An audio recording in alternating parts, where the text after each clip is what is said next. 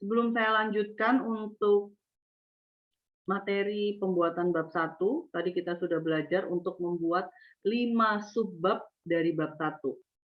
Tinggal sisa 1 subbab lagi, yaitu 1.1 latar belakang. Tadi saya sudah sampaikan untuk cara pembuatan bab 1 yang paling cepat dimulai dari 1.4, lari ke 1.3, 1.5, 1.6, baru lari ke 1.2. Nah, sekarang kita akan belajar bagaimana cara membuat 1.1. Kalau mungkin ada yang masih mau ditanyakan, silahkan.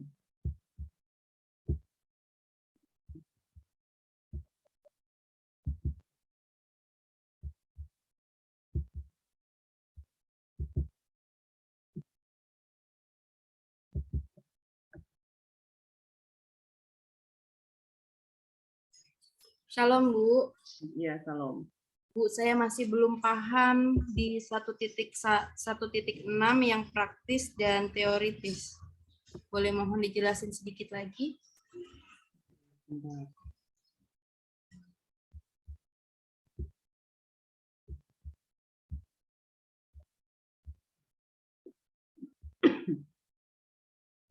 Saya share screen ya. 1.6 ya. Nah, 1.6 itu isinya adalah manfaat, dibagi jadi 2, yaitu manfaat praktis dan manfaat teoritis. Manfaat praktis ini misalnya bagi gereja apa? Misalnya digunakan untuk sebagai acuan untuk mengadakan pemuritan, misalnya kalau judulnya pemuritan gitu loh. Tergantung judulnya apa. Ya, manfaat teoritis misalnya ini ya, saya share aja yang misalnya contohnya punya mahasiswa angkatan lalu. Misalnya manfaat praktis teoritisnya, nah ini misalnya. Manfaatnya apa? Manfaat teoritis misalnya adalah memberikan tambahan atau wawasan pentingnya pola asuh, tapi nanti tolong dijabarkan misalnya, nah ini untuk pendeta, misalnya untuk gereja ditulis ya, nanti untuk gereja, untuk institusi gitu loh, untuk pribadi, untuk hamba Tuhan misalnya, terserah kalian, ini nggak mungkin persis ya, gitu ya. Berarti tetap acuannya di judulnya ya, Bu ya? Iya, nggak mungkin sama itu tiap orang. Ya, baik Bu, makasih. Tergantung judul masing-masing. Kalau judul pemuritan ya mungkin digunakan untuk acuan ketika membuat apa itu diktat untuk pemuritan. Siapa tahu gereja Anda ada diktat-diktat yang dibuat untuk panduan pedoman pemuritan misalnya. Seperti itu. Oke. Ada lagi tambahan sebelum saya masuk pembuatan 1.1. Yang di ruangan serbaguna tuh yang mojok-mojok. Apa ada kesulitan? Yang mojok-mojok 2 di belakang. Dekat lemari abu-abu itu. Ada pertanyaan nggak? Kalau ada pertanyaan langsung aja maju ke depan, nggak harus ketua kelasnya. Ya. Oke, kalau memang tidak ada, kita akan masuk ke 1.1. Cara membuat 1.1 tadi,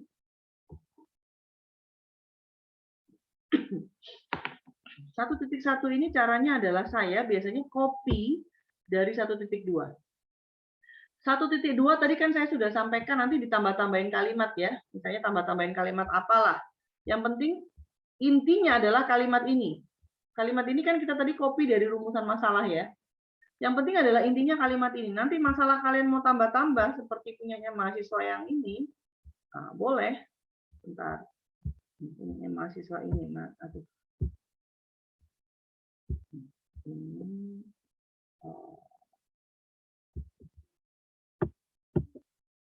Nah, ini. Misalnya mau ditambah-tambah kalimatnya, nah ini ya, seperti ini ya. Nanti tetap setelah subbab tolong dibuatin narasi, dibuat narasi seperti ini ya, ditambah-tambah kalimat.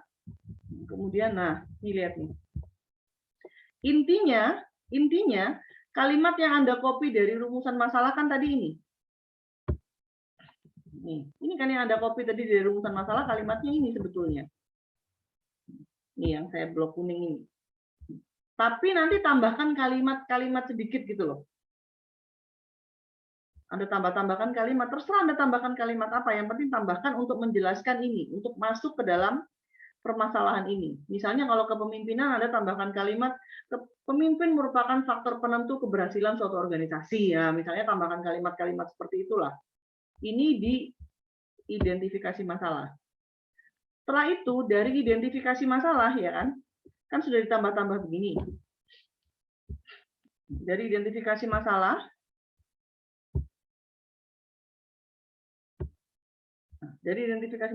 masalah Anda copy. Memang yang agak cukup lama hanya membuat latar belakang ini, karena Anda harus cari di Google. Tinggal copy. Memang kuantitatif itu banyak-banyak copy. Masukkan di latar belakang. Ya. Setelah Anda masukkan di latar belakang, Anda tambahkan informasi dari internet. Anda tambahkan fenomena-fenomena masalah di sekitar yang berhubungan dengan masalah saudara. Misalnya, saya beri contoh. Ini adalah salah satu mahasiswa, asisten metodologi penelitian, asisten saya, Pak Martin. Dia tentang pola asuh, ya, terhadap pembentukan karakter. Dia menyoroti untuk masalah pertama adalah tentang kenakalan remaja. Maka dia sorot, nah dia tambahkan ini.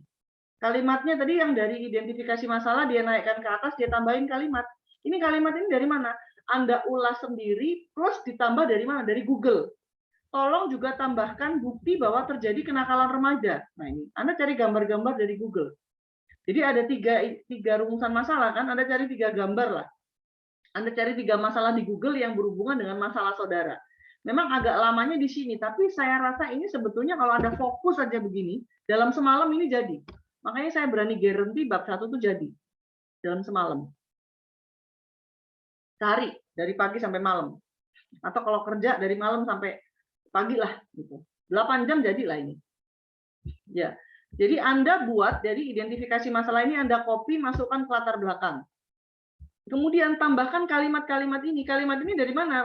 Anda cari berita di Google, setelah itu di copy, masukkan di bab 1, tambahkan, diulas dengan kalimat Anda sendiri. Jangan lupa kalau Anda copy dari Google, Anda harus sebutkan sumbernya. Sumbernya cara nyebutannya di mana? Ini Anda harus pakai footnote. Cara buat footnote-nya gimana? Ini seperti ini. Misalnya dia ambil dari ini. http://kpai.go.apa. Jangan lupa nanti diberi keterangan. Diakses atau diunduh tanggal berapa, jam berapa. Gitu ya. Jadi bab 1 itu latar belakang ambilnya dari mana? Dari identifikasi masalah, naikkan. Itu sebabnya kenapa saya nggak mau bikinnya 1.1 dulu. Kalau Anda bikinnya latar belakang dulu, ketika Anda mau bikin rumusan masalah Anda bakal lari, nggak sama judul Anda. Makanya saya buat trik khusus dengan cara dari judul buat dulu masalah. Dari masalah baru cari latar belakang. Yang penting di awal Anda sudah tahu bahwa permasalahan Anda itu ada masalah di sekitar kita. Apa sulit dipahami bahasa penjelasan saya? Jadi alasan saya kenapa kok membuatnya dari 1.4.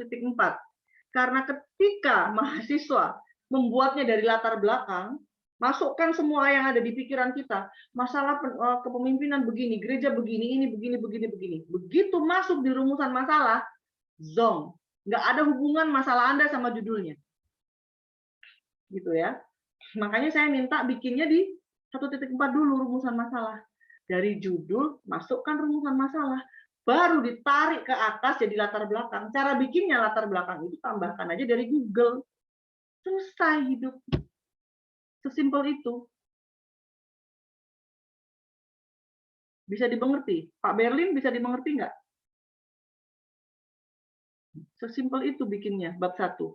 Selesai penjelasan untuk bikin bab 1. Nanti paling yang sulit adalah Anda mencari, Bu, dari Google ini masalah mana yang mau dimasukkan, Bu? Masalah ini boleh nggak? Nanti di foto Google-nya kirim ke saya, misalnya. Ini, Bu, saya masukkan. Oke, masukkan.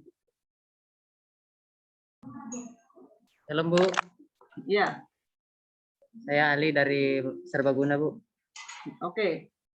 Mau tanya, Bu, yang tentang catatan kaki tadi, Bu. Mm-mm. Apakah penggunaan IBIT itu wajib, Bu? Penggunaan apa? IBIT. Oh, IBIT itu ada artinya. Sebentar. Terima kasih, Bu. Jadi IBIT itu begini. Kalau kamu menggunakan footnote yang sama, ya, footnote sama, misalnya begini.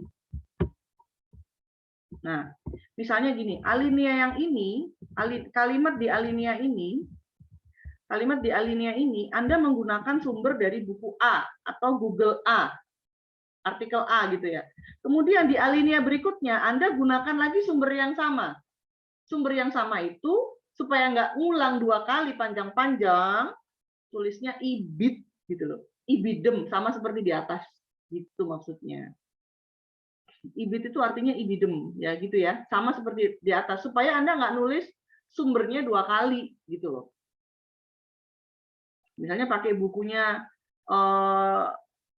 siapa, Dwi Priyatna gitu. Nanti kalimat yang ini Anda bikin dari Dwi Priyatna, nanti Anda kutip lagi dari Dwi Priyatna. Daripada nulis 2 kali Dwi Priyatna, koma, terbitan Balai Pustaka, koma, tahun sekian, kan lama. Tulis saja IBIT gitu. Sebutin namanya. Bu, apakah itu wajib, Bu? Kalau nggak wajib, terus Anda mau tulis berulang-ulang gitu. Oke, Bu. Ada aturannya. Kan setiap Anda kutip dari buku, Anda harus sebutkan sumbernya. Nah, kalau Anda nggak sebutkan sumbernya, bagaimana? Nggak ada footnote dong. Gitu ya. Nah, kalau Anda kutipnya 1 halaman, kutip 3 kali, masa Anda mau tulis 3 kali namanya? Panjang gitu. Panjang loh. Kalau sumber daftar pustaka itu sepanjang ini loh. Daripada panjang-panjang kayak begini kan, yang satu Anda tulis begini, nanti di bawahnya misalnya 2 gitu ya, sumbernya 2 misalnya, nanti kan otomatis IBIT itu loh. IBIT itu untuk paragraf berikutnya Anda masih pakai footnote yang ini gitu loh maksudnya. Bisa dipahami? Bisa, Bu, bisa, Bu. Nah, gitu maksudnya IBIT itu, oh aku masih pakai buku yang sama. Gitu. Cuman mungkin beda halaman. Yang ini halaman 10, yang ini halaman 11. Nanti dikasih halaman berapa gitu ya. Koma halaman 23 misalnya gitu. Nah, apakah harus dipakai? Ya kalau Anda cuma dalam satu halaman halaman tesis ini atau skripsi, Anda hanya pakai 1 footnote, ya nggak perlu IBIT. Gitu ya. Ya, Bu. Misalnya di sini. Ini misalnya ini. Paragraf yang ini Anda ambil di buku, tapi yang ini Anda nggak ambil di buku, kata-kata Anda sendiri. Ya nggak perlu footnote, karena nggak perlu footnote, ya nggak perlu IBIT. IBIT itu dipakai hanya ketika Anda ambil dua kutipan atau 2 contoh teori Anda copy, tapi dari buku yang sama. Gitu ya. Sulit nggak dipahami? Sulit ya? Mungkin ada yang lain yang bisa menjelaskan. Bu, itu hanya untuk di halaman yang sama ya, Bu? Iya, di halaman yang sama. Buku yang sama. Buku yang sama, tapi sumbernya. Kalau bukunya beda, tulis ulang namanya. Ya. Kalau di halaman yang beda, berarti kan harus diketik ulang lagi kan? Iya, ketik ulang, tapi saya lupa ada aturannya itu, Pak. Nanti, Pak, saya bukakan buku metode penulisan ya, Pak ya. Tulis ulang, Pak. Izin bertanya, Bu, tulisannya Ya. hanya IBIT aja atau ada tambahan tulisan lain? Kenapa? Tulisannya yang di catatan kaki itu, yang kedua itu cuma IBIT aja atau ada tambahan tulisan lain? Halamannya, Bu, nanti halamannya.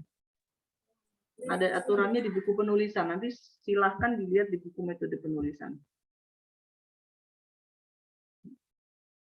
Nanti ada istilah namanya off-cheat dan log-cheat.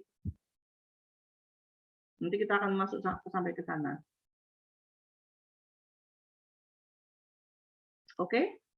Bab 1.1, apakah ada pertanyaan? Kesulitan untuk membuat bab 1.1?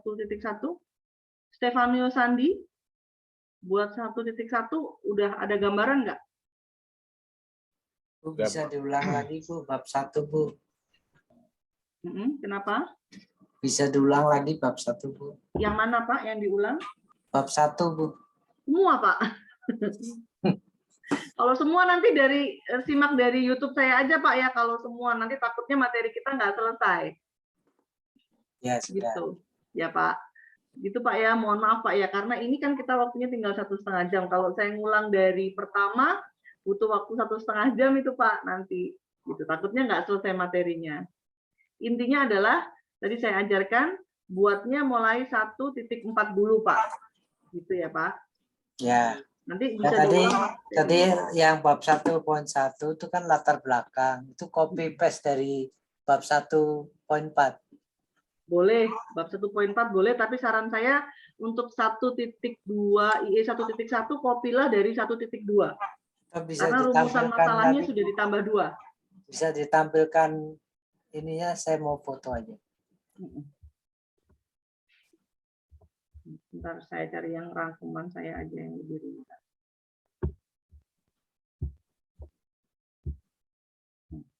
Ini ya, ini tadi kita kopinya dari 1.2 aja Pak. Karena di 1.2 ini ada rumusan masalah yang sudah saya tambah 2, yang warna hitam-hitam ini. Oke. Gitu ya Pak. Bisa tampilkan Bu, saya foto Bu. Oke, sebentar. Latar belakang. Latar belakang itu nanti ini ditambahkan ya, latar belakangnya itu nanti tolong ditambahkan informasi-informasi dari Google. Saya kasih contoh punya Pak Martin aja ini. Nah, ini mahasiswa ini, Pak Martin ini tentang, dia tesisnya adalah tentang pola asuh terhadap pembentukan karakter dengan variabel intervening lingkungan. Nah, dia menunjukkan kenapa kok mau meneliti ini, karena latar belakangnya itu ada kenakalan remaja. Dia tunjukkan. Nah, ini cari data di Google tentang kenakalan remaja. Gitu. Terus kemudian dia kan tentang pola asuh. Dia memaparkan kenapa kok penting mengambil topik pola asuh. Karena ternyata ada laporan tentang pola asuh orang tua terhadap anak ini, pola asuhnya ini diktator, keras orang tuanya. Buktinya apa? Ini ada di Google. Dia cari di Google kan. Dia cari dari linknya dari KPAI gitu. Jadi data-data Anda, 5 masalah yang Anda paparkan tadi di 1.2 itu carikan faktanya di Google. Fakta itu tujuannya apa sih? Untuk membuktikan bahwa judul saudara itu betul-betul Anda ambil dari masalah yang ada atau fenomena yang ada di masyarakat. Nah, terus nanti nanya nih, Bu, yang PAK gimana, Bu? Saya tentang metode pembelajaran. Cari informasi di Google yang menunjukkan bahwa penggunaan metode itu dapat mempengaruhi kecerdasan anak misalnya. Akan ada nanti, itu sudah banyak itu artikel-artikel yang menunjukkan tentang itu. Anda bisa masukkan dan Anda kutip. Jadi kalau Anda tanya, Bu, boleh nggak ambil sumbernya dari jurnal? Boleh. Artikel boleh, tapi hanya untuk bab 1, tidak untuk teori di bab 2. Jadi jurnal, artikel, semua tempatnya di mana? Di bab 1 ini. Fungsinya Anda ambil apa? Untuk membuktikan ke kami, para dosen, ketika Anda ditanya bahwa, nah ini tadi, ini repotnya kalau Anda ambil judul, bukan karena ada masalah, tapi karena memang nemu bukunya yang di perpustakaan adanya dimensinya tentang variabel Anda itu. Nah ini repot, nanti baru masalahnya dicari-cari nih. Waduh, di perpustakaan saya nemu buku tentang metode pembelajaran ini. Ketika ujian ditanya, ada masalah apa dengan metode pembelajaran? Bingung. Toleh kiri, toleh kanan, toleh ke atas. Terakhir Tuhan Yesus suruh turunkan jawaban. Nah ini repot ini kalau kayak gini caranya. Ya, jadi dari sekarang tolong disiapkan alasan kenapa Anda memilih judul itu. Pastikan judul itu diambil karena ada masalah. Buktikannya gimana? Di bab 1.1 masalah itu. Paparkannya di situ. Oke. Ada yang belum dimengerti? Octavianus, Ganda, Yois? Ada pertanyaan yang belum dimengerti? Sandi. Oh iya, Bu. Present. Kalau yang kutipan itu apakah ada ukuran tersendiri, Bu? Di 1.1. Ukuran itu maksudnya ukuran apa? Misalnya kutipan itu kan di latar belakang, apakah ada misalnya dari peneliti ini, apakah ada ukuran tersendiri atau Maksudnya ukurannya itu berapa baris ya berapa? yang akan gitu? Enggak, Bu, maksudnya ukuran tulisan. Kalau dasar tulisan kan ukuran 12 gitu loh, Bu. Enggak, kalau ukurannya tetap sama 12. Meskipun itu kutipan, Bu. Iya, meskipun itu kutipan sama, Times New Oh, Roman iya. 12. Ya, makasih, Ibu. Kecuali kalau teori ya, kutipannya itu lebih dari 5 baris, maka nanti spasinya 1, bukan spasi double. Iya ya. Makasih, Bu. Untuk teknisnya nanti kita akan learning by doing sambil kita koreksi pada saat bimbingan. Nah, untuk di bab 1, ketika Anda ngambil dari Google, ya jangan 1 lembar diambil semua ya. 1 lembar Google, nanti Google-nya itu ada 4 lembar, Anda ambil semua tuh 4 lembar, Anda enggak lah. Kira-kira Anda ambil 1 paragraf atau 1 alinea aja, sisanya kalimat Anda sendiri. Kalau Anda ambil semua, misalnya artikelnya di Google itu ada 4 lembar, Anda ambil semua, namanya Anda bukan penulisan skripsi, namanya memindahkan penelitian orang, gitu ya. Jadi jangan banyak-banyak, ya secukup informasi aja lah, gitu. Oke, kalau emang sudah nggak ada pertanyaan? Bu, saya mau tanya izin, Bu. Kenapa? Dari latar belakang 1.1, 1.2 sampai ke 1.5 itu apakah ada space ke bawahnya, Bu, dari latar belakang untuk berpindah ke identifikasi masalah itu ada spasi? Kalau yang di awal kan bab 1 spasi 1, baru Ya. masuk ke bab 1. Kemudian 1 kali pendahuluan enter, Bu. 1 kali enter. 1 kali enter. Oke, terima kasih, Bu. Oke, sekarang ini sebetulnya untuk yang kualitatif itu adalah tugasnya dari dosen kualitatif dan itu adalah ranah beliau. Kalau saya ikut menyampaikan kualitatif, nanti saya mengambil ranah dosen-dosen kualitatif yang sudah berpengalaman itu. Jadi saya akan singgung sedikit saja, sisanya nanti biarlah rekan-rekan saya yang memang berwenang untuk membahas tentang metode kualitatif. Tapi supaya mahasiswa malam ini yang mengambil penelitian kualitatif tidak blank, tidak buta lokasi, tidak buta pemikiran, buta lokasi pembuatan bab 1. Ini tempatnya masuk mana, nanti bingung. Oke, kita tampilkan aja. Bu, tanya, Bu. Ya, silakan. Tanya, Bu, untuk penulisan ayat Alkitab, Bu, seperti apa? Dan kemudian untuk yang penulisan miring itu digunakan untuk kata-kata apa, Bu? Penulisan Alkitab itu sama, Pak, dengan penulisan teori biasa. Jadi dianggap itu teori, tapi itu tidak bisa digunakan untuk pembuatan variabel dimensi, ya Pak ya. Nah, kutipannya tetap aturannya, mohon kalau ini nanti ada perubahan akan saya ralat ya. Karena setiap tahun seringkali kita ada perubahan untuk lebih baik lagi. Tapi sampai sekarang aturannya untuk Alkitab itu kalau tetap sama seperti teori. Jadi kalau misalnya 5 baris lebih masih dibuat spasinya 1. Begitu. Tadi satu lagi aturan apa lagi tadi? Untuk penulisan miring. Penulisan miring itu kita gunakan untuk yang bahasa asing. Jadi kalau Anda kutip teori tapi dari buku bahasa asing Anda kutipnya tulisannya dimiringin italik. Bu, itu kan kalau biasa penulisan Alkitab itu kan, Bu, ada yang bunyi ayat dulu, kemudian baru Matius ayat sekian, baru pasal sekian ayat sekian, atau kita tulis Matius dulu pasal 1 ayat 7, kemudian Bebas. baru Bebas. Untuk penulisan ayat atau ayat maupun teori penulisannya bebas. Bisa juga begini. Menurut misalnya Dwi Priyatna titik 2 tanda kutip gitu ya.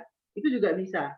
Atau teorinya dulu baru nanti dalam kurung dalam Matius sekian itu juga bisa. Ada aturan baku kalau itu. Makasih, Bu. Bebas. Oke, kita lanjut ya. Ini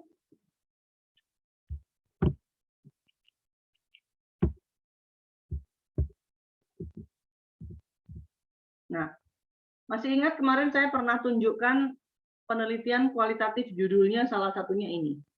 Kalau kuanti udah jelas. Kalau variabelnya 2, maka rumusan masalahnya harus 3.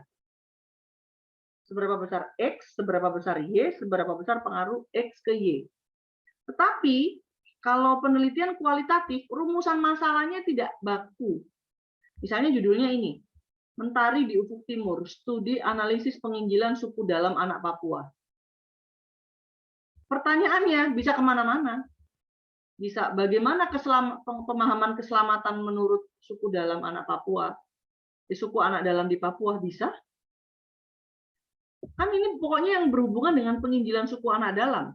Mau Anda tanya pemahaman mereka, mau Anda tanya metodenya, mau Anda tanya dukungan sinode, ini mau ditambahkan lagi misalnya nomor 4-nya apa, bebas.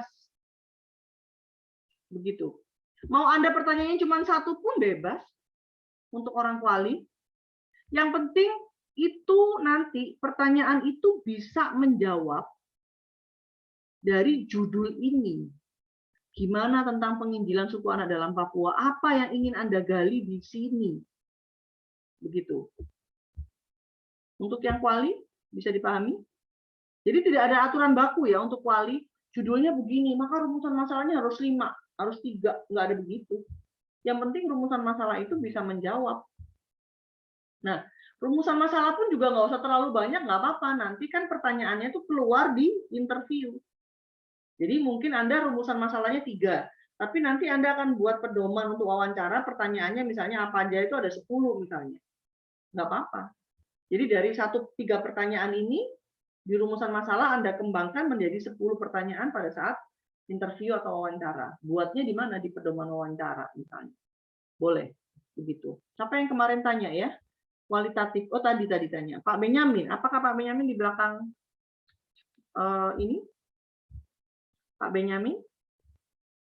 Siapa lagi yang selain Pak Benyamin, Yehuda kemarin? Siapa yang kualitatif? Ali ya. Ali kualitatif. Siapa lagi selain Pak Benyamin, Ali? Aldo, Bu. Aldo. Aldo. Bisa paham Aldo? Lanjut, Bu. Paham. Cara membuat rumusan masalahnya ya. Oke, nanti Pak Benyamin tolong disampaikan ya. Kalau beliau sudah kembali, nanti yang rekannya tolong di chat, sampaikan bahwa beliau bisa putar ulang nanti ini videonya ya. Oke, Pak Benyamin, tadi saya sudah sampaikan bahwa contoh untuk kualitatif ya Pak ya. Ini Pak, saya ulang lagi untuk Bapak. Ya, saya Rumusan masalah Bu. kualitatif, kalau judulnya ini, pertanyaannya nggak harus 2, nggak harus 3, bebas. Yang penting Bapak buat pertanyaan ini untuk bisa mengcover bagaimana menjelaskan penginjilan suku anak dalam di Papua. Walaupun di sini tidak ada kata-kata tentang metode, tapi Bapak boleh tanya. Kalau di kuanti nggak bisa begitu, Pak. Gitu, Pak ya. Jadi mau dibuat 5, mau dibuat 6, mau dibuat cuma 2, permasalahannya pun bebas. Gitu. Nah, sekarang saya akan masuk kepada yang S2. Tadi S1. S2 sama S1 untuk pembuatan bab 1, bab 2, bab 1 mulai 1.1, 1.2 semua sama. Yang beda hanya jumlah rumusan masalahnya. Nah, ini kalau S2 umumnya gambarnya seperti ini. Umumnya ya. Tapi kemarin saya sudah sempat tunjukkan juga bisa jadi gambarnya tidak atas bawah seperti ini. Tapi gambarnya lurus seperti ini. Bisa jadi. X1 pengaruh ke X2, baru pengaruh ke Y misalnya. Bisa begini. Tapi pada umumnya S1, S2 gambarnya seperti ini. Oke, saya akan pelan-pelan untuk yang S2.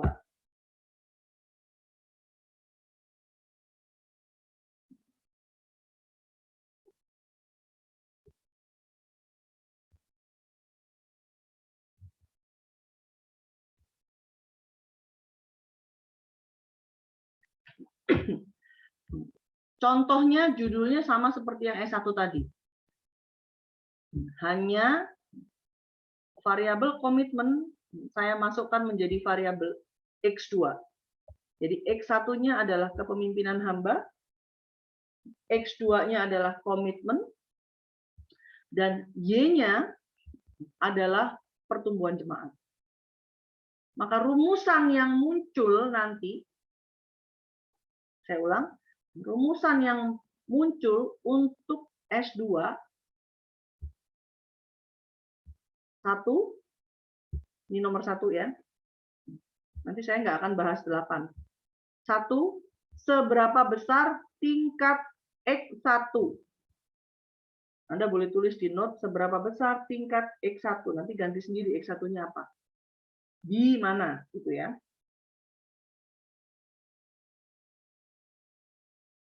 Kemudian rumusan masalah yang nomor 2. Seberapa besar tingkat X2 di gereja BFA, misalnya BFOG. Kemudian pertanyaan nomor 3 ini, seberapa besar tingkat Y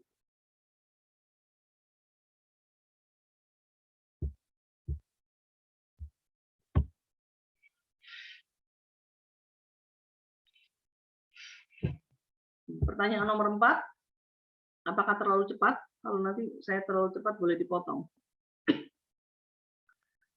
Pertanyaan nomor 4, ini panahnya. Oke, saya ulang ya. Untuk S2,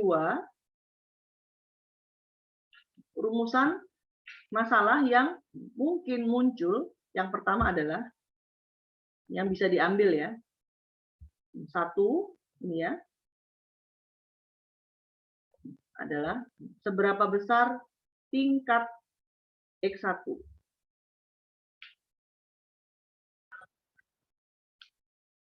Kalau X1-nya adalah kepemimpinan hamba, maka judul nanti rumusan masalahnya adalah seberapa besar tingkat kepemimpinan hamba di gereja Bethany Favor of God Balikpapan. Misalnya begitu.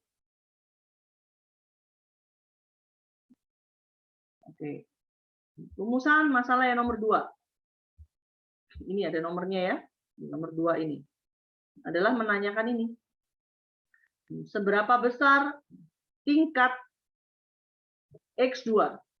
Kalau X2-nya adalah ini, komitmen, maka pertanyaannya, seberapa besar tingkat komitmen di gereja Bethany Favor of God Balikpapan?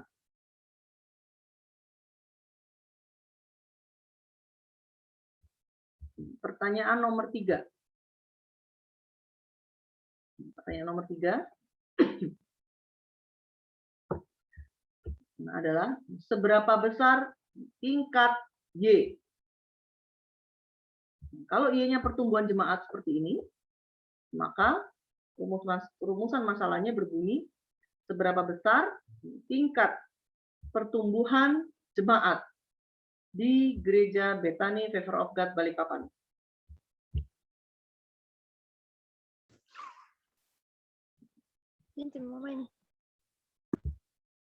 Oke. Kemudian rumusan masalah yang nomor 4 ya. Ini nomor 4 nih. Nomor 4 itu sebetulnya garisnya ini. Tapi karena ini berhubungan, jadi saya pakai garis ini aja yang biru ini ya. Nomor 4 itu ini garisnya. Garis ini harusnya nempel sampai sini ya. Itu menghubungkan antara X1 ke Y. Pertanyaannya adalah seberapa besar pengaruh X1 terhadap Y. Jika X1-nya adalah kepemimpinan hamba dan Y-nya pertumbuhan jemaat, maka bunyinya seberapa besar pengaruh, bukan tingkat ya. Seberapa besar pengaruh kepemimpinan hamba terhadap pertumbuhan jemaat di gereja Bethany Favor of God Balikpapan. Kasih aja. Sudah coba. Kiri, tolong di mute yang lain. Kiri. Oke. Pertanyaan nomor 5 Ini panahnya yang ini. Jadi panah ini dan nomor-nomor kotak ini menunjukkan jumlah pertanyaan. Yang nomor 5, seberapa besar pengaruh X2 terhadap Y? Seberapa besar pengaruh X2-nya adalah komitmen terhadap pertumbuhan jemaat di gereja BFOG. Udah 5 ya. Nomor 6. Pertanyaannya, seberapa besar pengaruh X1 dan X2, nomor 6 ini. Seberapa besar pengaruh X1 dan X2 terhadap Y secara simultan. Simultan itu artinya bersama-sama. Kalau yang tadi pertanyaan nomor 4 ini adalah X1 ke Y saja tanpa X2. Jadi kalau tadi X1 sama pertanyaan nomor 4 sama nomor 5 mau ditambahkan kata-kata parsial juga boleh. Jadi misalnya seberapa besar, nomor 4 ya, seberapa besar pengaruh X1 secara parsial terhadap Y, atau X1 terhadap Y secara parsial. Tambahkan kata-kata parsial boleh, untuk nomor 4 dan 5. Kemudian untuk nomor 6, saya ulang, seberapa besar pengaruh kepemimpinan hamba dan komitmen secara simultan, atau bersama-sama ya, simultan itu, terhadap pertumbuhan jemaat di BFOG, Bethany Favor of God Balikpapan. Itu pertanyaan nomor 6.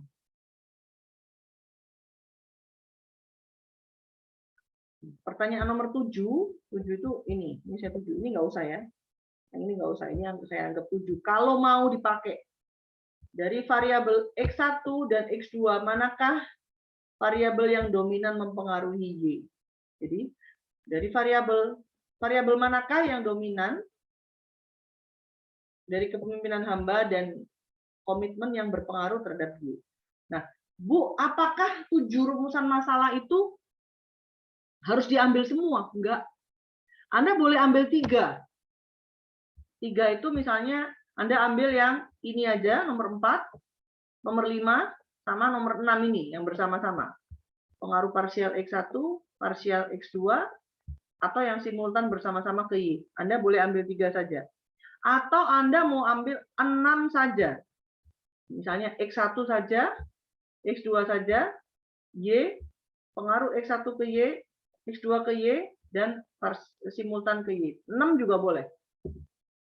Jadi bebas jumlah pertanyaan yang mau diambil. Tergantung Anda mau mengukur dalam seberapa, luas seberapa. Oke. Setelah Anda punya rumusan masalah, misalnya Anda ambil 6 rumusan masalah.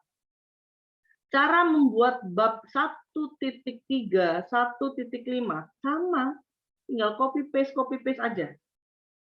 Hanya variabelnya lebih banyak gitu aja loh. Untuk S2 ada pertanyaan? Bisa dimengerti S2? Apa aja yang S2?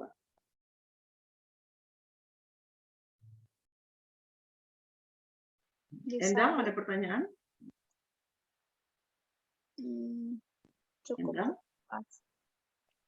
Ricardo, Saya, S2 Bu. apa S1? Ini ada apa ya, Bu? Ricardo, kuali atau kuali? Kuali, Bu. Kuali. Kalau kuali suka-suka pertanyaannya. Dari saya, Bu. Ya, silakan. Apakah di rencana saya mau ngambil kuali? Kalau tadi pengaruh saya udah mengerti. Tapi kalau kuali apa pakai hubungan antar variabel, Bu? Gambar seperti itu? Oh, enggak. Kuali enggak pakai hubungan antar variabel. Tidak pakai. Berarti dia bebas ya, Bu? Judulnya maksudnya? Maksud saya yang contohnya kan tadi kalau pengaruh kuantitatif itu pakai gambar hubungan antar variabel. Kalau kualitatif nggak pakai pola hubungan antar variabel. Jadi kuali itu nanti bedanya di bab 3-nya. Kalau kuanti di bab 3-nya ada gambar pola hubungan antar variabel. Tapi kalau kuali nggak ada. Oke, Bu. Saya mengerti. Makasih, Bu. Yang lain?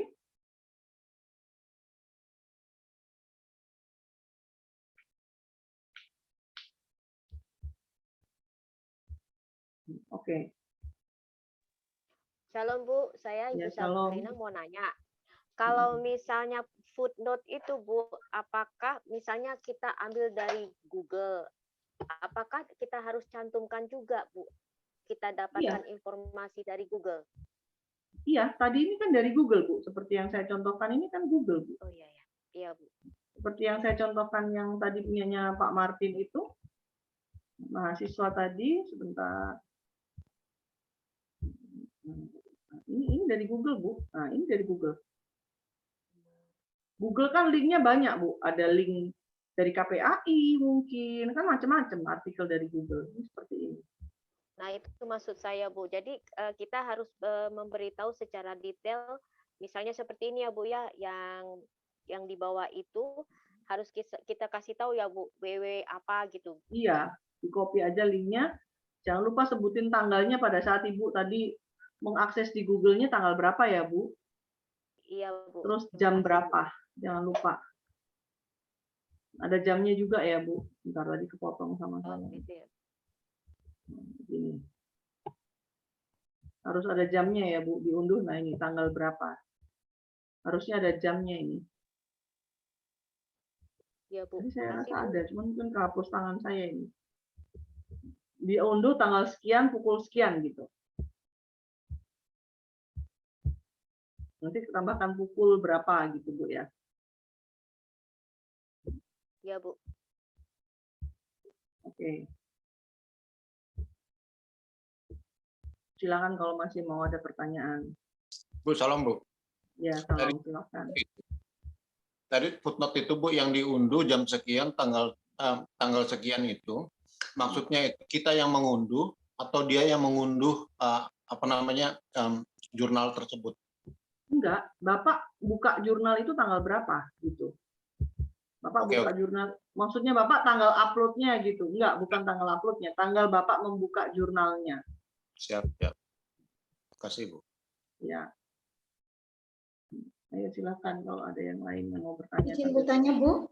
Ya, silakan. Masih soal catatan kaki tadi, yang saya ingin tanyakan adalah apakah harus pakai urutan, Bu, untuk catatan kaki? Misalnya pengarangnya dulu kah, kemudian judulnya, linknya, halamannya, atau terserah kita? Kalau yang dari Google itu Ibu cukup klik linknya yang ada di atas. Setelah Ibu klik link yang ada di atas, nanti Ibu tambahkan tanggal aksesnya sama jamnya, itu aja. Tapi kalau untuk buku, nah itu baru nanti ada urut-urutannya, Bu. Oh, baik, Bu. Terima kasih. Ya. Salam Ibu. Ya, salam Pak. Bu, mau nanya. Ini kan kita dapat materi metode penelitian. Tadi saya tanya sama teman, tapi belum puas jawabannya.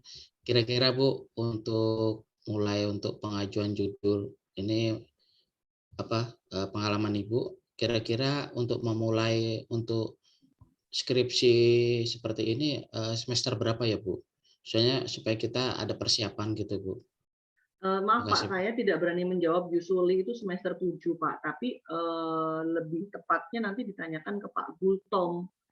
Pak Gultom punya pertimbangan lain, untuk pengajuan judul saja mungkin bisa dimajukan, karena kalau nanti mungkin semester 7 pengalaman untuk judulnya baru masuk, nanti nggak selesai-selesai dan sebagainya. Jadi saya nggak bisa menjawab, dari hari pertama sudah saya sampaikan itu adalah mutlak keputusan BAK. Sekalipun saya tahu aturannya, tapi yang nanti harus berhak menjawab adalah BAK, Pak. Oh, saya makasih Bu. Terus satu lagi Bu, misalkan kita mengajukan judul dan mungkin di ACC dan kita nyicil gitu Bu untuk bikin bab 1, 2, apakah nanti bisa diterima untuk selanjutnya misalkan pada saat penentuan untuk bikin skripsinya Bu? Maksudnya gimana Pak? Kalau sudah di ACC? Ya ini kan kita belum ada dari kampus untuk bikin judul. Nah, ini kan karena ada pelajaran Ibu, kita kan bikin judul apa, kita ajukan, mungkin kita kayak ya konsultasi ke Ibu, Bu, kira-kira judul seperti ini bisa enggak, Bu? Jadi gini Pak, Siap. pada saat nanti Bapak sudah tepat saatnya semester Bapak untuk mengajukan judul, judul itu akan diajukan secara resmi. Gitu. Secara resmi pengajuan judulnya itu nanti melalui Zoom, Pak. Oh, siap. Kalau kuanti dengan cara membawa teori yang seperti saya contohkan di hari pertama, kalau nggak hari kedua kemarin. Saya contohkan, caranya bawa teorinya, tunjukkan pada saat Zoom, ditunjukkan di share screen. Kemudian kalau judulnya di ACC, baru Bapak langsung lanjut ke bab 1. Nah, kalau sekarang Bapak tetap Bapak sekarang rencana untuk mulai mengajukan judul ke saya, itu sifatnya tidak formal. Bapak ibaratnya katakanlah curi start untuk ya tanya-tanya dulu dah, nanti tepat pada saatnya Bapak bisa mengajukan, Bapak ajukan gitu. Tidak ada ruginya kok Pak, Bapak memikirkan mulai sekarang, malah kalau kita di sekuler itu Pak, kalau kita sekolah S3 kita belum masuk, kita udah ngajukan judul sebelum kita mulai kuliah Pak. Kalau nggak punya Siap. judul, nah malah nggak bisa, Pak. Siap. Makanya gitu, Bu. Curi star lah. Ceritanya gitu. Siap. Makasih, Bu. Atas jawabannya. Salam. Jangan khawatir kalau nanti, saya nggak tahu kalau kualitatif prosedurnya bagaimana. Tapi kalau kuanti, ketika nanti judulnya Bapak udah di ACC, semalam Pak jadi bab 1 seperti yang saya contohkan tadi. Kalau memang kesulitan cari di Google, ya mungkin 3 hari lah. Untuk latar belakangnya. Selesai. Semudah itu, Pak. Siap, siap, Bu. Makasih, Bu. Ya. Oke, ada yang tanya lagi?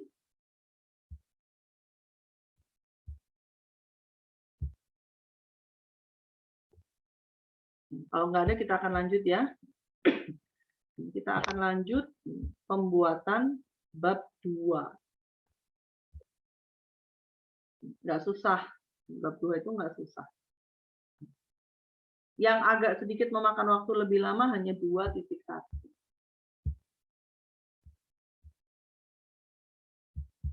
Bu, maaf Bu.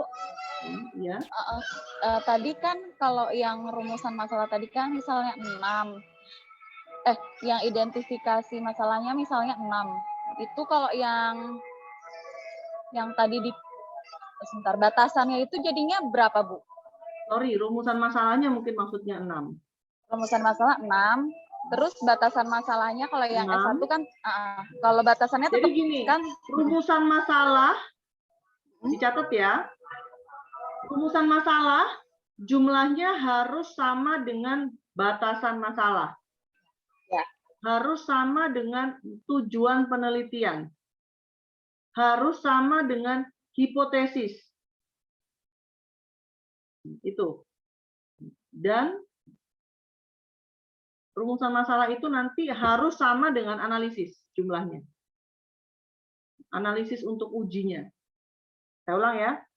Rumusan masalah jumlahnya harus sama dengan batasan masalah.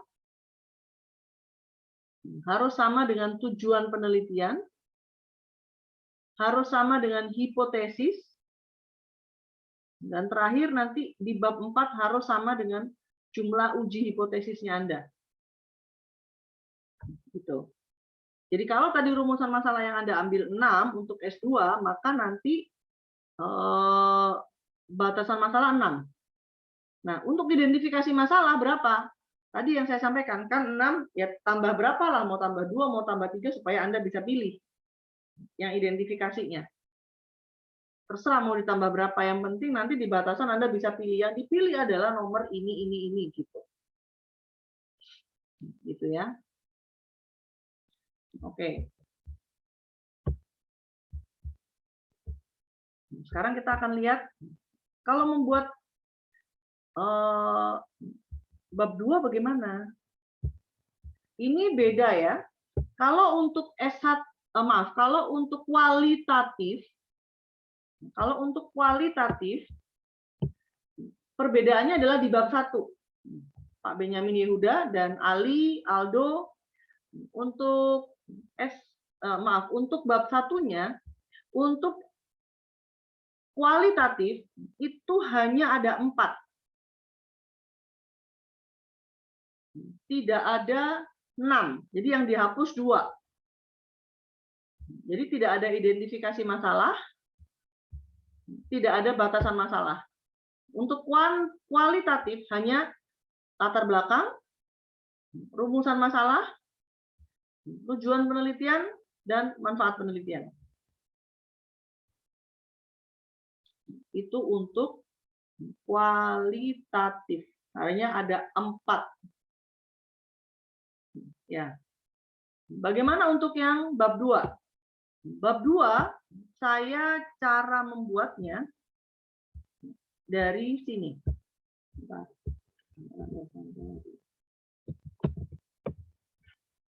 Saya membuatnya dari 2, bukan dari 2.1. Saya selalu kerja dari belakang. Kenapa? Mau cepat. Tapi kalau Anda bilang, Ibu ini nggak prosedural, nggak boleh begitu. Saya mau mulai dari awal. Silakan, yang penting selesai. Saya selalu mulai dari hipotesis. Jadi, cara pembuatan bab 2, saya mulai dari hipotesis penelitian. Tadi saya sempat katakan, hipotesis itu jumlahnya harus sama dengan apa? Bu Ayu? Hipotesis jumlahnya harus sama dengan? Dengan rumusan, Bu. Oke. Kalau rumusan Anda 3, berarti hipotesis Anda jumlahnya 3. Kalau hipotesis Anda 6, kalau rumusan masalah Anda 6, hipotesis Anda 6. Cara bikinnya bagaimana? Dari rumusan masalah, ya, copy lagi nih. Nah, kita main copy-copy aja.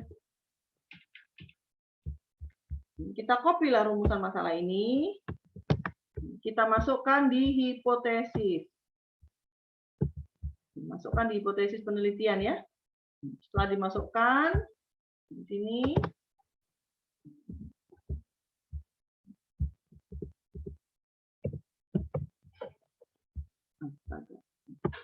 nanti Anda atur-atur sendiri ya ini. Nah, ini.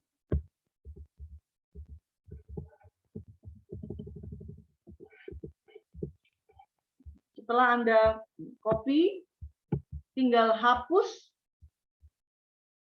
Seberapa besarnya dihapus. Ganti kata diduga. Terus tambahkan. Misalnya sedang. Jadi, hipotesis itu Anda menduga sebetulnya tingkat kepemimpinan hamba di gereja yang Anda teliti itu bagaimana. Apakah sudah baik kepemimpinannya atau enggak? Kalau enggak baik, ya sampaikan enggak baik. Kalau enggak baik, ya tulis saja rendah. Gitu. Sama, ini juga diduga. Gitu ya. Misalnya sedang. Sama semua diduga sedang. Tinggal ganti kata-kata ini aja.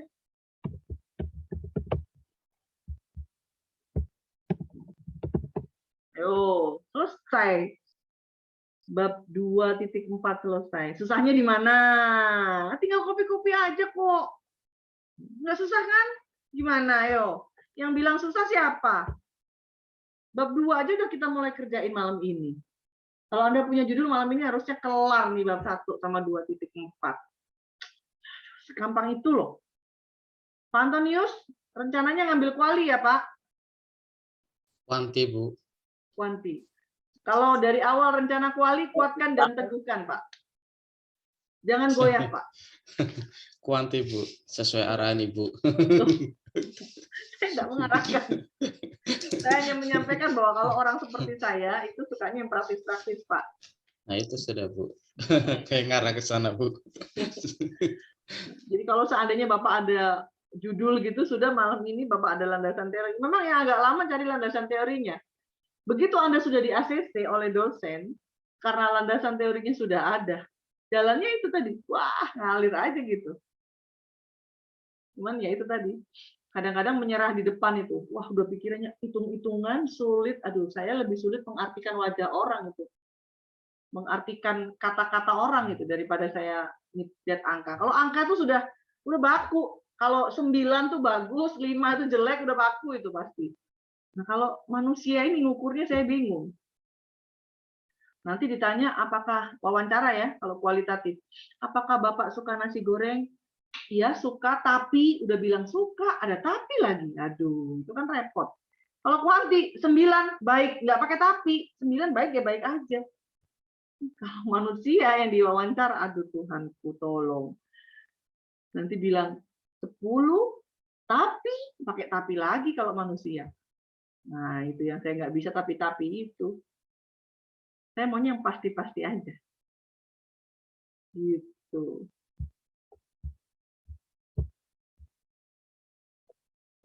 Oke.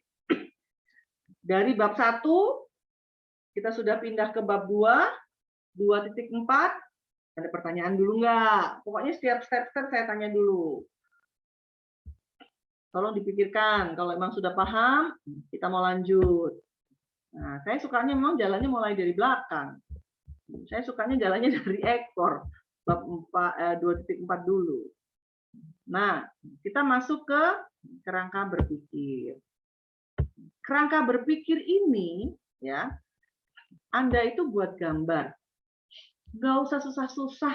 Cari aja gambar di Google, Anda modifikasi, Anda ganti variabelnya. Misalnya ya, Anda cari di Google. Atau Anda modifikasi sesuai dengan pemikiran Anda. Kira-kira contohnya begini Bu di Google. Tapi saya maunya saya rubah polanya jadi seperti ini, boleh. Misalnya tadi 2.3 kerangka berpikir. Nah, Anda mau buat seperti ini boleh. Mau contoh ini persis tinggal gambarnya, mungkin ekornya ditarik ke sini, ini panahnya ditarik ke sini boleh. Tinggal ganti aja ini. Variabel X Anda apa? Kebetulan ini mahasiswanya tidak pakai X2, tapi dia pakainya variabel M. Nanti tidak akan semua saya izinkan pakai M, tergantung teori dan pemikiran Anda. Udah, tinggal ganti ininya. Anda bisa cari inspirasi dari internet, gambarnya, Anda sesuaikan. Atau saya mau pakai logika sendiri, Bu, saya akan gambar sendiri, nanti polanya silahkan. Tapi ini secepat itu bikinnya. Selesai. Nggak susah kan ganti-ganti ini. Nanti akan saya tunjukkan beberapa pola yang ada, nanti saya akan share di grup. Contoh-contoh kerangka berpikir yang Anda mungkin bisa gambaran bagaimana bentuk kerangka berpikir, Anda modifikasi sendiri pun boleh. Selesai. Susahnya di mana? Ini juga Anda nggak perlu gambar, tinggal masukin. Tuh kan? Nanti bisa pakai yang gambar lain. Banyak contoh-contoh yang bisa Anda ambil ya. Sudah 2 subbab selesai. Bab 2 hanya ada 4 subbab dan Anda sudah selesai 2. Susahnya di mana? Nah, sekarang kita mau masuk ke 2.2. 2.2 ini adalah penelitian terdahulu. Penelitian terdahulu itu apa? Penelitian terdahulu itu Anda cari skripsi, kalau yang S2 tesis, yang kira-kira judulnya itu mirip dengan penelitian Anda. Gitu. Setelah itu, sebentar saya bukakan file lain. Setelah itu Anda cari, Anda rekap, Anda rangkum judulnya apa, kemudian nama penulisnya siapa, dari institusi mana misalnya. Sebentar. Saya banyak sekali ya. Ini berapa ratus mahasiswa ini juga.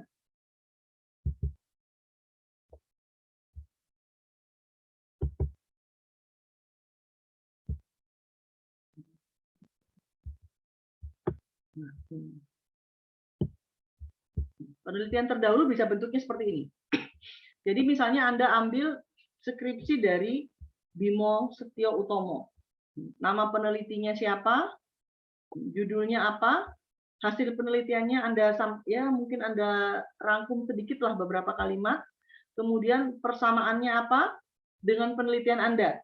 Anda dan penelitiannya ini, Bimo Setio ini persamaannya apa? kemudian sebutkan perbedaannya apa. Gitu ya. Kemudian sebutkan keunggulan penelitian saudara dengan penelitian sebelumnya. Nah, ini makanya saya sampaikan. Jangan sekedar ambil contoh judul dari perpustakaan dan kemudian Anda buat tarik jadi judul Anda. Anda harus tahu nilai tambahnya apa skripsi Anda dibandingkan dengan yang sebelumnya. Anda harus tahu nilai tambahnya apa tesis saudara dengan tesis sebelumnya. Karena nanti kita mesti buat di tabel ini. Baik kuali maupun kuanti sama ini Pak ya, bentuknya seperti ini. Penelitian terdahulu. Diperlukan penelitian terdahulu. Nah, kerangka konseptual sama. Kualitatif juga butuh Pak.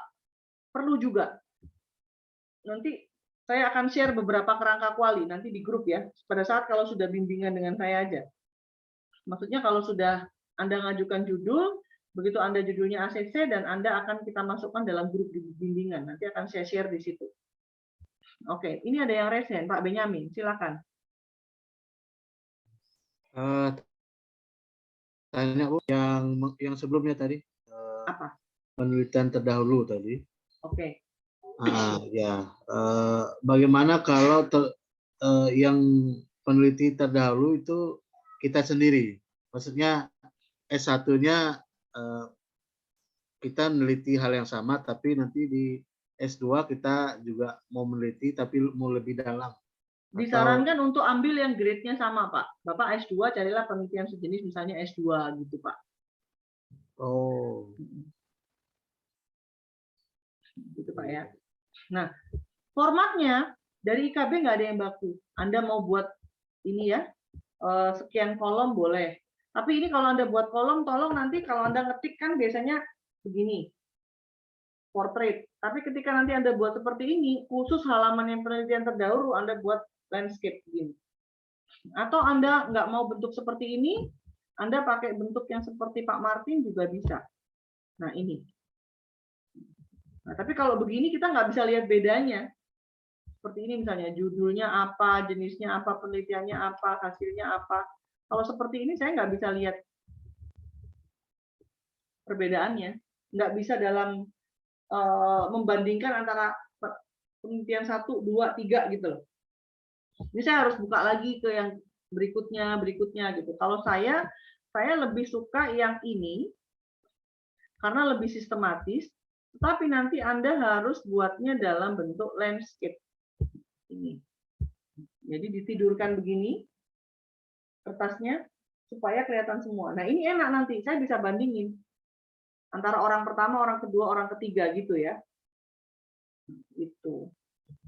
Yang penting ada memuat ini, hasilnya persamaan atau ini persamaan, perbedaan dan juga keunggulan gitu aja. Oke. Jadi saya sudah jelaskan cara membuat 2.4, 2.3 dan 2.2. Apakah ada pertanyaan?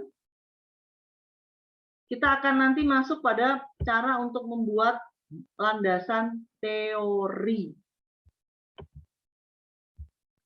Susah? Enggak. Cari aja buku di perpustakaan. Yang susah cuma nyari doang. Sisanya cuma ada tinggal mindah-mindahin. Nah, itu. Shalom Bu Wid. Ya, silakan Ricardo. Bu, mau nanya tentang kerangka berpikir tadi, Bu. Biasanya kan kalau kita cuma comot-comot, misalnya ambil dari Google nih, sudah ada kerangkanya, tinggal ganti-ganti kayak gitu kan, Bu. Jadi biasanya kalau mungkin gampang kalau kita cuma ganti-ganti kan, Bu. Nanti ya bisa minta tolong ke Bu, yang dari Ibu tampilkan, yang dari Ibu tampilkan tadi, Bu. Ini kuanti nih kerangkanya. Iya. Nah, kan setelah dicomot-comot gitu kan, Bu, tinggal diganti-ganti. Nanti biasanya kalau misalnya sudah di ujian nih, Bu, terus ditanya dosen penguji, tolong jelasin kerangka berpikir ini. Kebanyakan nggak tahu menjelasin. Bu. Ya makanya Anda itu kalau ngambil jangan meniru plek gitu ya, Anda modifikasi. Katanya Babe, Pak Rektor, ATM, amati, tiru, modifikasi. Anda cari yang Iya. sesimpel mungkin. Anda buat sesuaikan yang sesimpel mungkin, jadi Anda bisa menjelaskannya. Misalnya kalau Iya. ini menjelaskannya begini, penelitian itu dimulai dari cara menyebarkan kuesioner dulu, kemudian dari menyebarkan kuesioner, kemudian gitu loh caranya menjelaskannya. Ya Iya, harus soalnya bisa dong. iya lihat dari pengalaman kemarin yang ikut ujian ditanya-tanya tentang kerangka berpikir banyak yang nggak tahu jelasin. Aldo ini karena kau minit dalam ujian, nanti yang lain ujian takut, nggak sulit. Jangan begitu Aldo. Ricardo. Nggak sulit. Ya mungkin Ricardo kasih Ibu bisa bocoran ini. bantu untuk jelasin. Ya terima kasih Bu. Makanya kalau buat itu cari yang simple. Mahasiswa maunya kan, ini aja nih, bagus nih. Kita contoh, kita modifikasi sedikit, tapi ribet. Udah gitu jelasinnya nggak paham. Nah, itu berkat Anda. Anda cari yang sulit, jangan Anda menjelaskannya lebih sulit. Cari yang simple ya. Cari aja di YouTube juga cari menjelaskan tentang kerangka berpikir. Kan ada itu presentasi-presentasi videonya orang-orang. Gitu. Ya, Bu. Nggak sulit loh ya Ricardo. Nanti takut semua nih mahasiswa kau bilang begitu nanti ya. Bener tadi ada yang bilang, siapa tadi? Iya Bu, bikinnya gampang Bu, nanti ujiannya yang susah. Kalau Anda menguasai betul, kalau Anda rajin bimbingan, masuk Zoom bimbingan, saya yakin tidak ada yang susah. Yang susah adalah ketika Anda kerjakannya last minute. Makanya kalau dikasih waktu, mengerjakan bab 1 sampai 3, 6 bulan, kerjain bener. Tapi mahasiswa tuh kepakarannya luar biasa. Dikasih tugas 1 minggu kurang sehari baru kerjain, ya kan? Nanti, waduh Bu, 1 minggu kurang, sebulan. Tetap aja, sebulan kurang sehari Anda baru kerjain. Dikasih tugas 6 bulan kurang sehari pun Anda baru kerjakan. Ya, itu kepakaran mahasiswa tuh. SKS sistem kebut semalam. Nah, Kok tahu? Istilah saya namanya Roro Jonggrang. Anda jadi Roro Jonggrang bikin candi dalam semalam. Begitu ya Pak Catur? Betul Bu. Nah, jangan lupa Anda bukan apa itu yang bikin candi Roro Jonggrang itu. Nah, Anda bukan buat candi dalam semalam ya. Jadi kalau dikasih waktu 6 bulan, manfaatkan. Ada Zoom, masuk terus. Walaupun Anda mungkin nggak bisa ikut kerjakan, udah sambil dengerin aja gitu kan, nanti pasti ada yang masuk di kepala itu. Tiap ada bimbingan masuk. Makanya saya seringkali kalau bikin Zoom, mahasiswa-mahasiswa yang rajin sekali, saya bikin Zoom untuk S1, dia S3. Bu, saya izin masuk, Bu. Nggak apa-apa, saya denger aja, yang penting masuk. Ya saya kasih. Ada yang S3 tapi dia S1, masuk ikut. Ketika ujian memang betul-betul luar biasa jawabannya. Karena dia bisa ambil sari-sarinya, serajin itu. Dan rajin kejar dosen untuk bimbingan ya. Oke. Karena mungkin waktunya tidak mencukupi, kita akan lanjut untuk membuat 2.1.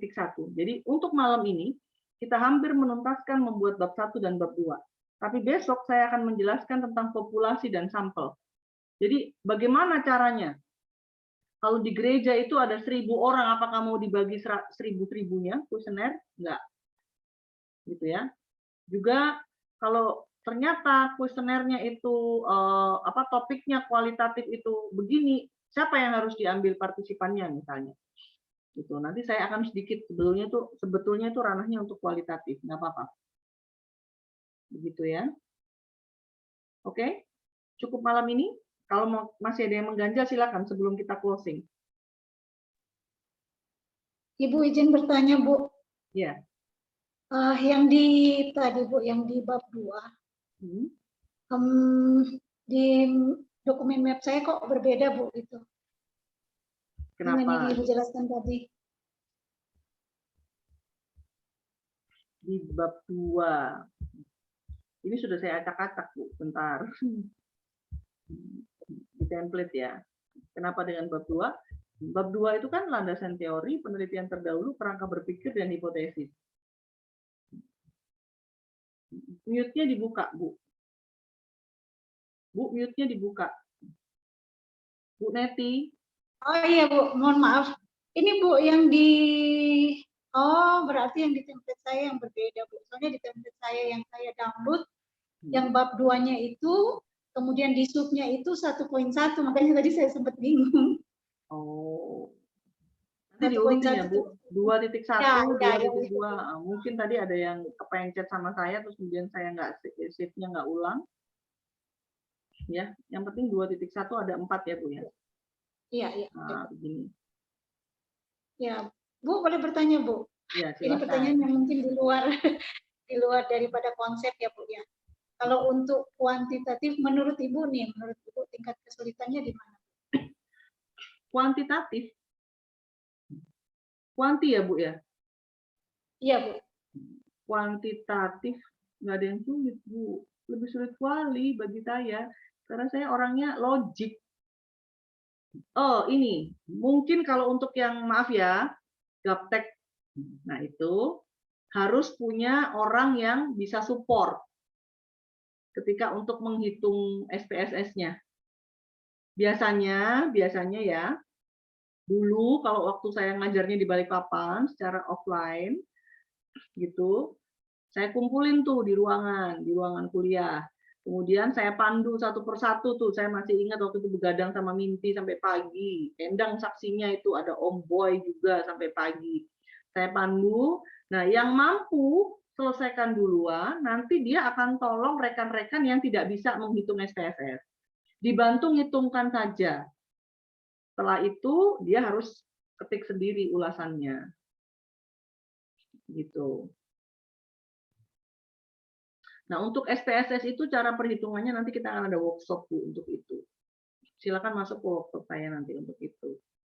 Cara perhitungan bagaimana untuk menghitung kuesioner, menghitung valid tak validnya gimana. Nah, itu nanti ada cara perhitungannya. Kita tidak akan bisa selesaikan semua dalam 8 sesi. Kita akan ada sesi workshop untuk tambahannya, Bu. Gitu ya. Baik, Bu. Terima kasih. Ayo, siapa lagi? Bu, boleh koreksi nggak, Bu ya? Kan tadi selama ini kan saya ada buat Word. Boleh kalau misalnya saya mau izin kasih Ibu terus untuk koreksi, gimana ya, Bu? Koreksi apa maksudnya? Ini yang tadi bab 1 sampai bab 2, Bu. Sudah saatnya untuk ngajukan judul. Sudah ngajukan judul, Ayu? Belum sih. Saya Belum. baru semester 2. Nah, sabar dulu kalau gitu. Yang penting judulnya ACC dulu, gitu. Oke, gitu. Oke. Kalau judulnya belum ACC, kalau Anda minta dikoreksi bab 1, 2, sayang.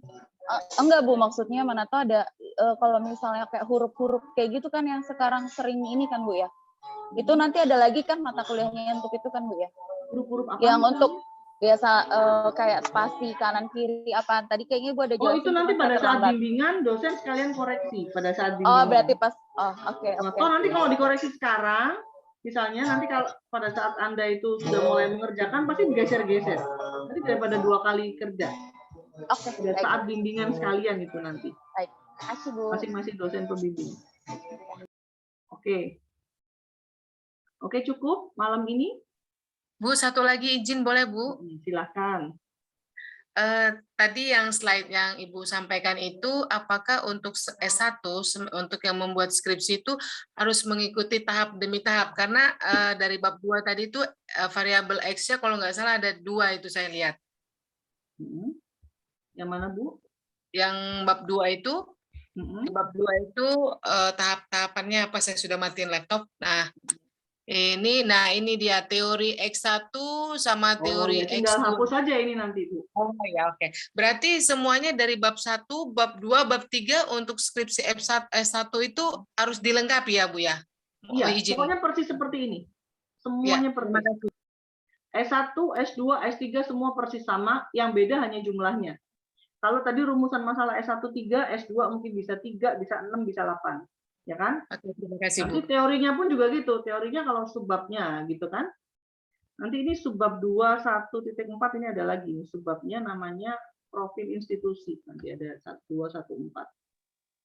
Terima kasih, Bu. Kita akan masuk ke sesi besok untuk landasan teorinya. Oh iya, mungkin besok saya akan share file yang bisa kita gunakan untuk kuliah besok. Nanti saya lihat apakah perlu saya share untuk itu apa enggak. Kalau misalnya saya share, nanti tolong di-download lagi ya untuk materi kuliah besok malam. Oke? Bu, Malam hari ini, ya. Bu, Silakan. untuk workshopnya apakah ada biaya investasi, Bu? Dari saya itu free. Oh, makasih, Bu. Kan biasa kalau workshop kan ada, Bu, biayanya, Bu. Kalau itu, Boleh subscribe aja kayaknya ya Bu ya. Boleh subscribe aja dan like. oh iya, jangan lupa ya di YouTube ya. Aduh, mahasiswa ini luar biasa. Enggak, itu karena gini ya, Pak Rektor IKB itu sudah terlalu baik. Gitu. Dan saya ingin meneladani beliau. Gitu. Beliau banyak sekali tolong-tolong yang mungkin Anda semua tidak tahu itu, tapi secara pribadi saya tahu betul beliau orang luar biasa. Dan saya ingin ya, walaupun tidak seperti beliau, saya ingin gitu bermanfaat hidup saya ini. Oh, mungkin belum ada tahu ceritanya ya. Saya mending stop recording dulu nih.